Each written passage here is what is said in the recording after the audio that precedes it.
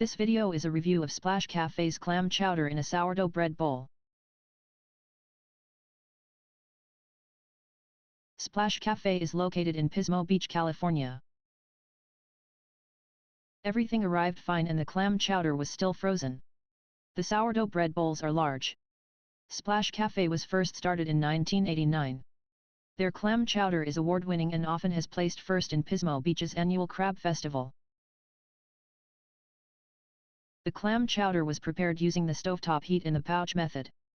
The clam chowder pouches arrived in a box. The bread bowls were buttered and pre-cut. They were also in completely sealed plastic pouches. The bread bowls' buttered surfaces were toasted in a frying pan. The sourdough bread appeared to be fresh and soft. One pouch fills up the bread bowl with some clam chowder still being left over to continue refilling the bowl. The soup is very creamy, not watery at all. It is a thick creamy chowder. The taste is of a light cream. The clams were small, tender, and tasty. The potatoes were also soft and delicious. The taste of the soft dough bread is fine. The bread being buttered and toasted adds to its yummy taste. Dipping the bread into the clam chowder adds to the taste experience.